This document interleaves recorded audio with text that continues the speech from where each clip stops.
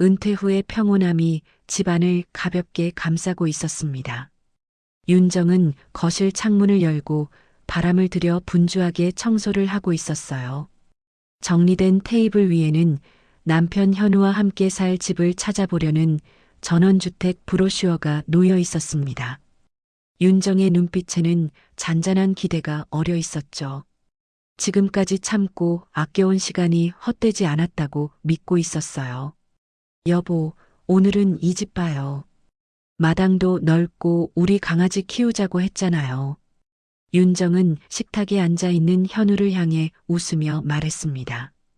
현우는 잠깐 미소를 지으며 고개를 끄덕였지만 그 눈빛은 어딘가 불안해 보였어요. 윤정은 그 표정을 알아채지 못한 채 따뜻한 차를 내리고 있었습니다. 거실의 시계가 오후 2시를 알리자마자 갑자기 초인종 소리가 울렸습니다. 윤정은 누구일까 의아하며 문을 향해 걸어갔어요.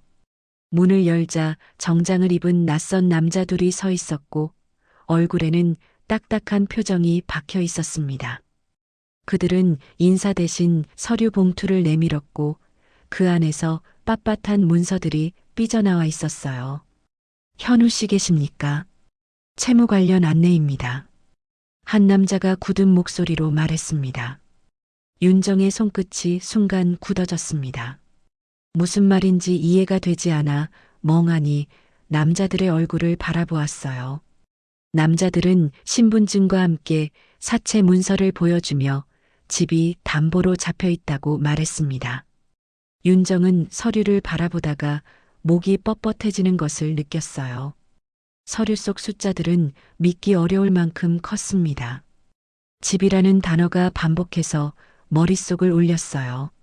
무슨 일입니까? 잘못 온 거 아닌가요? 윤정이 떨리는 목소리로 겨우 말을 이었습니다. 남자들은 단호하게 고개를 저었습니다. 현우는 뒤늦게 거실에서 나와 상황을 보고 얼굴이 하얗게 질렸어요. 윤정은 남편을 바라보며 혼란스러움과 두려움이 섞인 눈빛을 보냈습니다. 남편은 어딘가 도망치고 싶은 듯 얼어붙은 표정이었어요. 채권자들은 정중하지만 단단한 목소리로 변제 계획이 없다면 법적 절차를 진행할 것이라고 말했습니다. 윤정은 손이 떨려 문손잡이를 꽉 잡았습니다. 남자들이 돌아가자 현우는 아무 말도 하지 못하고 고개를 숙였습니다. 윤정은 조용히 숨을 들이쉰 뒤 식탁에 놓인 전원주택 브로슈어를 바라보았어요. 아름답던 사진이 전혀 다른 그림처럼 보였습니다. 희망으로 가득했던 미래가 서서히 흔들리고 있었죠. 여보, 우리 집이 왜?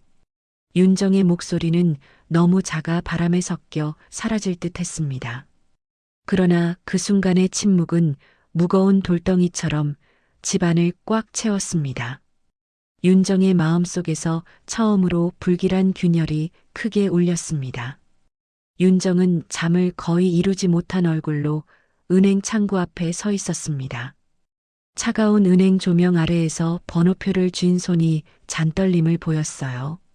창구 직원이 컴퓨터 화면을 보며 계좌 내역을 띄우자 윤정의 시선이 숫자에 꽂혔습니다. 여러 개의 대출 계좌와 연체 표시가 줄줄이 이어졌습니다. 윤정은 입술을 깨물며 화면을 끝까지 응시했죠. 이건 언제부터였죠? 윤정이 조심스럽게 묻자 직원은 서류를 정리하며 차분히 설명했습니다. 대출이 몇 년 전부터 누적되었고 최근엔 연체 경고까지 내려졌다고 했어요. 윤정은 고개를 천천히 끄덕였지만 마음속에서는 요동치는 파도가 치고 있었습니다. 조용한 은행 공간에서 윤정의 숨소리만 무겁게 메아리쳤죠. 집으로 돌아온 윤정은 현우의 방문을 열었습니다. 언제나 깔끔해 보였던 방 안은 서류가 들어있는 상자와 파일로 가득했어요. 윤정은 서랍을 열고 곱게 정리된 통장들, 대출 문서, 투자 계약서를 하나씩 꺼냈습니다. 문서 곳곳엔 사채 계약 도장과 고금리 이자, 조건이 선명했습니다. 서류가 손에서 미끄러질 때 작은 한숨이 새어나왔습니다. 여보 대체 뭘 한 거예요? 속삭이듯 나온 말은 방 안에서 허공에 흩어졌습니다. 윤정은 다시 서류 묶음을 정리하며 철저하게 기록을 찍고 챙겼습니다. 손끝이 차가워져 있음에도 멈출 수 없었어요. 도망칠 수 있는 현실이 아니라고 스스로 다짐하듯 움직였습니다. 휴대폰 진동이 울리고 아들 민석의 이름이 떴습니다. 민석은 상황을 전해 듣고 충격에 말을 잇지 못했습니다. 윤정이 서류 봉투를 들고 답답한 한숨을 내쉬자 민석은 나중에 다시 이야기하자고 했어요. 전화가 끊어진 뒤 윤정은 방 한가운데 멈춰섰습니다. 집안의 정막이 더 깊게 내려앉았고 마음속 불안이 천천히 현실이 되어가고 있었죠. 잠시 후 윤정은 창문 밖을 보았습니다. 이웃들이 지나가며 집 쪽을 힐끔거리며 속삭였습니다. 소문이 새어나가고 있다는 사실이 뼈에 사무치게 느껴졌습니다. 윤정은 창문을 천천히 닫고 커튼을 당겼어요. 세상이 자신을 바라보는 시선이 낯익지 않게 차갑게 느껴졌습니다. 현우는 거실에 앉아 말없이 고개를 숙이고 있었습니다. 윤정은 조심스럽게 다가와 서류 뭉치를 내려놓았습니다. 그의 어깨는 작게 흔들렸지만 아무런 설명도 없었어요. 윤정은 굳게 다물린 입술로 남편을 바라보다 천천히 뒤돌았습니다. 상처가 아니라 붕괴가 시작되었다는 사실이 몸 구석구석에 스며들고 있었죠. 아침 햇살이 비집고 들어오는 시간, 현우의 신발이 현관에서 사라져 있었습니다. 윤정은 빈 신발장을 바라보며 깊은 숨을 들이쉬었어요. 주방 식탁 위에는 퇴직금 관련 서류가 흩어져 있었고 볼펜 캡이 굴러가 있었습니다. 현우가 급히 챙겨나갔다는 것을 보여주는 흔적들이 선명했죠. 윤정은 잠시 의자에 앉아 두 손을 비볐습니다. 머릿속이 얼얼하게 아파왔습니다. 무언가가 더 있을 것 같다는 불안이 점점 짙어졌어요. 그리고 더 이상 미루고 싶지 않다는 마음이 자리 잡았습니다. 윤정은 변호사 사무실에 전화해 예약을 잡았습니다. 차가운 바람이 스치는 길을 걸으며 그녀는 표정을 굳혔습니다. 사무실 안에서 변호사는 윤정의 이야기를 차분히 들었습니다. 그는 서류를 검토한 뒤 재산 분리와 채무 책임 방어가 필요하다고 조언했어요. 윤정은 한동안 말없이 고개만 끄덕였습니다. 증거를 모두 모으라는 말에 얼굴이 굳어졌죠. 법적 절차가 현실이라는 무게가 피부에 와닿았습니다. 부드러운 의자 아래서 두 발끝이 긴장으로 달아올랐어요. 집에 돌아온 윤정은 창고 문을 열었습니다. 안에는 오래된 박스들이 쌓여 있었고 먼지가 공기 중에 떠다녔습니다.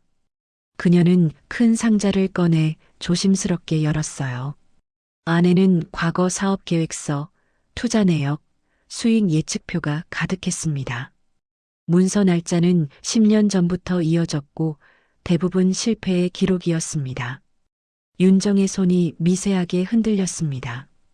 남편이 이렇게 오랫동안 혼자 허우적거렸다는 사실보다 숨겼다는 사실이 더 깊게 박혔어요. 허리 아래가 서늘해지고 어깨가 산처럼 무거워졌습니다. 그때 초인종이 울리고 친정 언니가 도착했습니다. 윤정의 얼굴을 본 언니는 말없이 손을 잡아주었어요. 잠시 뒤 언니는 작은 봉투를 건네며 쓰라고 했습니다. 윤정은 고마움을 말하려 입을 열었지만 쉽게 나오지 않았습니다.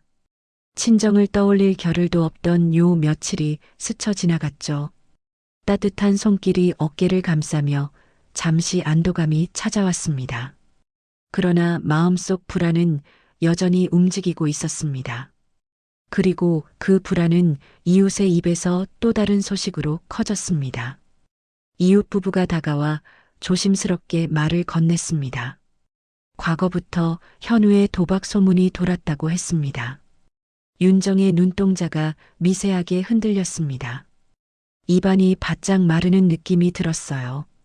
남편이 도박까지 하고 있을 거라고는 상상도 하지 못했습니다. 거짓말의 깊이가 끝도 없이 이어진다는 사실이 가슴을 조여왔습니다. 윤정은 깊게 고개를 숙였습니다. 무너지는 삶 속에서도 버텨야 한다는 책임만이 선명하게 남아 있었습니다. 하루가 무겁게 흘러가던 오후, 집 초인종이 다시 울렸습니다. 윤정은 이번에도 불길한 예감을 느끼며 문을 열었어요. 문 앞에는 법원 집행관과 경찰이 서 있었고 뒤편엔 박 과장이 차분한 얼굴로 서 있었습니다. 집행관은 서류를 꺼내 가압류 결정이 내려졌음을 설명했습니다. 윤정의 손끝이 순간 얼어붙었지만 표정을 잃지 않으려 애썼습니다. 박 과장은 의례적인 고개 인사를 하고 뒤로 물러섰어요. 그 순간 윤정의 귀에는 고요한 집이 천천히 무너지는 소리가 들리는 듯 했습니다. 거실 공기는 숨쉬기 힘들 정도로 무거워졌습니다. 현우 씨는 언제 돌아옵니까? 집행관의 물음이 조용한 거실을 큰 종소리처럼 울렸습니다. 윤정은 남편이 연락 두절 상태라고 말하며 손을 조심스럽게 모았어요. 집행관은 서류를 확인하며 집안자산 목록을 기록하기 시작했습니다. 경찰은 문 근처에 서서 주민들이 지켜보지 않도록 신경 쓰고 있었죠. 윤정은 주방 의자에 앉아 실내 슬리퍼 끝을 천천히 비벼댔습니다. 발가락 끝에서 떨림이 멈추지 않았습니다. 눈앞에서 당연하던 공간이 점점 타인의 손에 넘어가는 느낌이었습니다. 문이 열리고 민석이 다급히 들어왔습니다. 그는 헐떡이며 상황을 확인했고 얼굴이 단숨에 굳어졌습니다. 윤정은 아들의 어깨를 조용히 잡아 진정시키려 했어요. 민석은 방안을 둘러보며 깊은 숨을 내쉬었습니다. 경찰과 집행관의 존재가 현실을 분명하게 그려주고 있었죠. 윤정의 목 뒤로 뜨거운 열이 차오르며 피부가 당겼습니다. 민석은 어머니 옆에 서서 침묵으로 함께 버텼습니다. 서류가 하나씩 찍히는 소리가 시계 초침보다 더 무겁게 들렸습니다. 잠시 뒤 현우가 문을 열고 들어왔습니다. 그는 집안 상황을 보자마자 멈춰섰고 얼굴색이 순식간에 창백해졌어요. 현우는 허둥대며 후배에게 전화를 걸었지만 도움을 받을 수 없다는 답만 들었습니다. 전화가 끊기자 그의 손이 축 늘어졌고 어깨가 무너져 내렸습니다. 박 과장은 조용히 다가와 최종 변제 계획 제출을 요구했습니다. 현우는 무언가 말하려다 입술을 떨며 고개만 떨궜습니다. 윤정은 그 모습을 가만히 지켜보며 눈을 감았습니다. 남편의 절망이 집안에 퍼졌지만 더 이상 감싸줄 마음이 남아있지 않았습니다. 현우는 바닥에 주저앉아 두 손으로 얼굴을 가렸습니다. 민석은 아버지를 바라보며 말없이 눈을 내리깔았어요.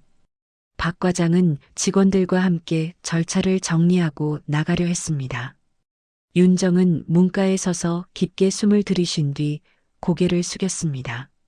집행관들이 발걸음을 옮기자 현관문이 조용히 닫혔습니다. 남겨진 집에는 무거운 침묵만이 가라앉아 있었습니다.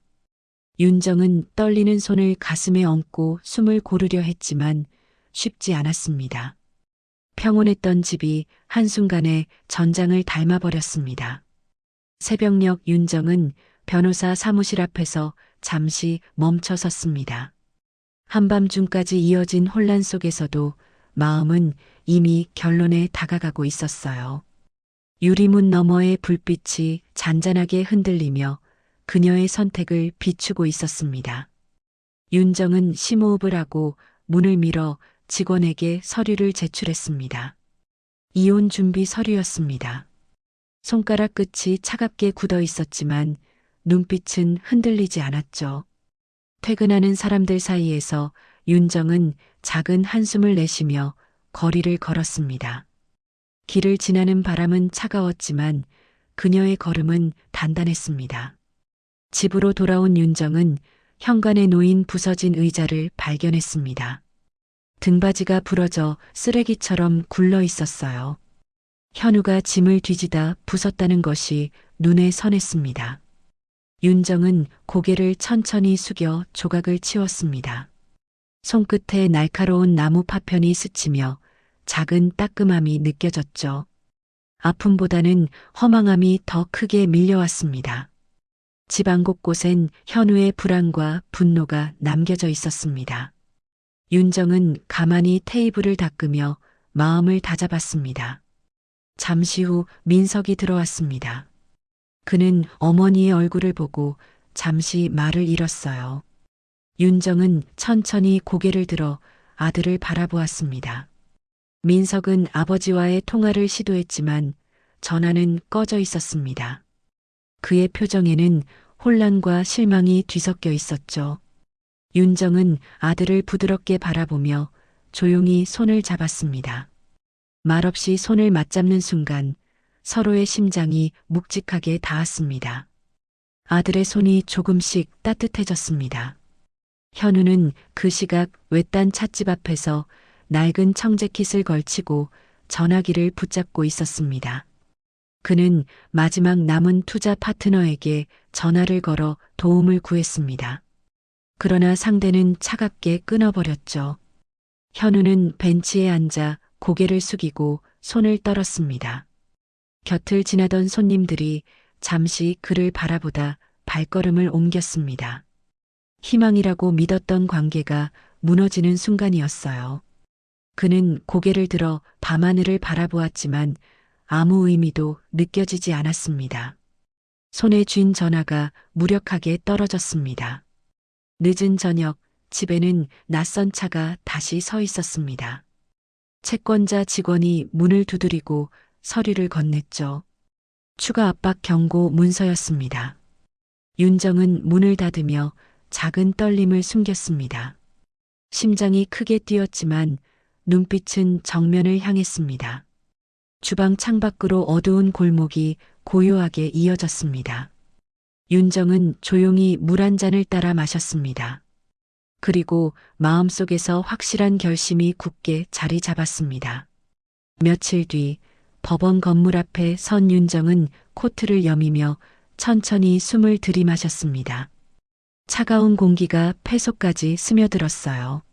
민석은 옆에서 어머니의 가방을 대신 들며 긴장된 표정을 감추지 못했습니다. 법정 건물의 회색 외벽은 마치 세상의 판단이 담긴 벽처럼 무겁게 서 있었죠. 유리문을 통과하자 허공에 가벼운 법률 문서 냄새가 스며 있었습니다. 윤정은 천천히 걸음을 옮기며 손끝을 맞잡았습니다. 마음속엔 긴장과 체념이 동시에 내려앉아 있었어요. 그러나 눈빛은 흔들리지 않았습니다. 현우는 이미 법정 안에 앉아 있었습니다. 구겨진 셔츠와 초조하게 흔들리는 다리가 한눈에 들어왔어요. 그는 윤정과 눈이 마주치자 시선을 피했습니다. 두 사람 사이에 지나온 세월의 무게가 무겁게 흘렀지만 따뜻함은 사라져 있었습니다. 윤정은 그를 바라보며 짧게 숨을 들이셨습니다. 과거의 남편 대신 낯선 한 남자가 앉아 있는 것 같았죠. 좌석의 차가운 표면이 몸을 따라 식어갔습니다. 법정의 공기는 긴장으로 바짝 말라 있었습니다. 신문이 시작되고 변호사가 차분한 목소리로 서류를 제출했습니다. 윤정이 모아둔 증거들이 테이블 위에 하나씩 놓였습니다. 현우는 자신이 책임을 피하려 했지만 문서가 모든 말을 대신했죠. 재판부는 윤정의 거주 보호 조치를 임시 승인했습니다. 그 순간 윤정의 어깨에서 작은 힘이 빠져나갔습니다. 민석은 숨을 길게 내쉬며 어머니를 바라보았어요. 박 과장은 조용히 뒤쪽에서 서류를 정리하고 있었습니다. 절차는 차갑고 정확하게 흘러갔습니다. 법정을 나선 윤정은 긴 복도에 잠시 멈춰 섰습니다. 민석은 어머니 어깨에 조심스레 손을 얹었습니다. 심장은 여전히 빠르게 뛰었지만 공기 속에서 약간의 숨통이 트이는 순간이었어요. 문을 나서자 따뜻한 오후 햇살이 복도 끝 창문 너머로 쏟아졌습니다. 윤정은 고개를 들어 그 빛을 천천히 바라보았습니다. 몸이 가볍진 않았지만 발걸음이 조금 덜 무거워졌죠. 법원이 멀어질수록 복도에 울리던 마음의 무게도 조금씩 뒤로 밀려났습니다. 그리고 윤정은 작게 속으로 말했습니다. 이제 한 걸음 나아간 거죠. 집으로 돌아오자 마을 사람 몇 명이 조심스럽게 인사를 건넸습니다. 처음엔 어색했지만 윤정은 짧게 고개를 숙여 답했습니다. 집 안에 들어와 코트를 벗으며 깊은 숨을 들이켰어요. 박 과장이 보낸 문자에는 절차가 진행 중이라는 간단한 문장만 적혀 있었습니다. 윤정은 휴대폰을 내려두고 창밖을 바라보았습니다. 바람에 흔들리는 나무 그림자가 벽에 잔잔히 어리고 있었죠. 긴 싸움이 끝난 건 아니지만 오늘만큼은 마음 깊은 곳에서 작은 평온이 올라왔습니다. 그녀는 조용히 소파에 앉아 손을 깍지 끼고 눈을 감았습니다. 며칠 뒤 윤정은 작은 이삿짐 박스들을 복도에 차곡차곡 내놓았습니다. 오래된 집은 여전히 익숙했지만 이제는 발걸음을 붙잡지 못했어요. 정리된 방 안에는 빈 벽과 접힌 커튼만 남아 있었습니다. 윤정은 물걸레로 바닥을 닦으며 천천히 고개를 숙였습니다. 집안 공기에는 지난 세월의 냄새가 옅게 남아 있었죠. 손등으로 땀을 닦아내며 그녀는 조용히 숨을 돌렸습니다. 이제는 눈물이 나지 않았습니다. 그저 다른 계절로 넘어가는 듯한 잔잔함만 남아 있었어요. 엄마, 이거 마지막이에요. 민석이 상자를 들고 현관으로 나섰습니다. 그의 목소리에는 성숙한 단단함이 묻어났어요. 윤정은 아들을 향해 고개를 끄덕이며 작은 미소를 지었습니다. 민석은 한동안 어머니 곁에 머물 계획을 이미 세워둔 상태였죠. 윤정은 짐이 빠져나가는 모습을 바라보며 손가락을 조용히 깍지 꼈습니다. 가벼워진 집안이 오히려 마음을 편하게 했습니다. 더는 쌓아둘 것들이 없다는 안도가 스며들었어요. 그 시각 현우는 작은 요양병원 복도에 앉아 있었습니다. 멀리 떨어진 친척을 잠시 찾아온 것입니다. 그는 창밖을 바라보며 긴 숨을 내쉬었어요. 희미한 햇살이 바닥에 비쳤지만 마음은 공허했습니다. 주머니 속 휴대폰은 울리지 않았고 메시지도 없었죠. 현우의 어깨는 축 늘어져 있었고 눈빛엔 오래된 후회가 가라앉아 있었습니다. 그는 손등을 문질렀지만 불안이 사라지지 않았습니다. 가족이 옆에 없다는 현실이 마침내 또렷하게 다가왔습니다. 윤정은 집안 마지막 남은 가구를 닦고 있었습니다. 박 과장에게서 온 메시지가 화면에 떠 있었어요. 최소 보호 절차가 종료되었음을 알리는 통지였습니다. 윤정은 조용히 화면을 끄고 테이블 위에 두었습니다. 이제 모든 것이 정리된다는 사실이 더욱 선명하게 느껴졌죠. 창문 밖에서는 아이들 웃음소리가 바람을 타고 들어왔습니다. 그 소리는 오래된 벽을 부드럽게 스쳤어요. 윤정은 눈을 가만히 감고 작은 숨을 내쉬었습니다. 이삿짐 트럭이 골목에 서고 기사들이 인사를 했습니다. 윤정은 마지막으로 거실을 한 바퀴 천천히 둘러보았습니다. 가구 없이 비워진 공간엔 과거의 그림자가 작게 흔들렸습니다. 하지만 그 그림자는 윤정의 마음을 잡아두지 못했어요. 문을 닫고 나오는 순간 그녀의 어깨가 가볍게 내려앉았습니다. 민석은 어머니 옆에서 조용히 걸음을 맞췄습니다. 조용한 바람이 골목을 스치며 두 사람의 뒷모습을 감싸고 지나갔습니다. 윤정은 작은 미소로 속삭였습니다. 이제 진짜 시작이네요. 새로 이사한 작은 전셋집, 햇살이 커튼 틈 사이로 살며시 스며들었습니다. 윤정은 이른 새벽 눈을 떠 조용히 일어나 주방으로 향했어요. 작은 싱크대와 단출한 찻잔들이 가지런히 놓여 있었습니다. 그녀는 케틀에 물을 올리고 어깨를 천천히 풀었습니다. 방 안은 어제 들여온 심플한 가구들로 채워져 있었죠. 낯설지만 편안한 느낌이 귓가를 스쳤습니다. 아무 소리 없는 공간이 오히려 마음을 안정시키고 있었어요. 새로운 하루의 시작이었습니다. 엄마, 커피 같이 마실래요? 민석이 방에서 나와 눈을 비비며 말했습니다. 윤정은 고개를 끄덕이며 머그컵을 하나 더 꺼냈어요. 따뜻한 김이 올라오고 은은한 커피 향이 공기를 채웠습니다. 민석은 창가에 앉아 바깥을 바라보며 편안한 표정을 지었습니다. 그의 눈빛엔 더 이상 흔들림이 없었죠. 오히려 다가올 날들을 준비하는 차분함이 담겨 있었어요. 윤정은 그 모습을 조용히 바라보았습니다. 바깥에서 아이들 웃음소리가 들려왔습니다. 오늘은 평온한 일상이 시작되는 날처럼 느껴졌죠. 윤정은 테이블에 놓인 작은 다이어리를 열었습니다. 새로운 계획들이 적혀 있었어요. 봉사센터 상담 일정, 혼자 떠나는 근교 여행, 생활비 관리 메모가 반듯하게 적혀 있었습니다. 펜을 들고 손길을 잠시 멈춘 채 가만히 웃었습니다. 마음속에서 작은 용기가 차오르는 것이 느껴졌죠. 이제 어떤 순간도 버틸 힘이 생긴 듯 했습니다. 그 시각 멀리 떨어진 원룸에서 현우는 작은 TV를 멍하니 바라보고 있었습니다. 창문 틈으로 바람이 스며들고 종이컵에 담긴 싸구려 커피가 식고 있었죠. 그는 천천히 눈을 감고 손등을 쓸어내렸습니다.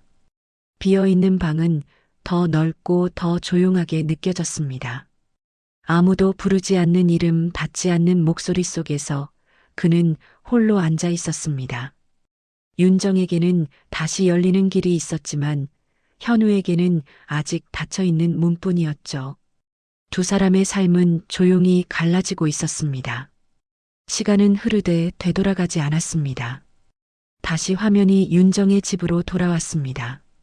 그녀는 커피잔을 천천히 들어 따뜻한 한 모금을 삼켰습니다. 입안의 감도는 여운처럼 마음에도 잔잔한 평화가 머물렀습니다. 윤정은 창밖을 보며 살며시 미소를 지었어요. 삶은 다시 시작할 수 있다는 작은 깨달음이 가슴에 또렷하게 자리 잡았습니다.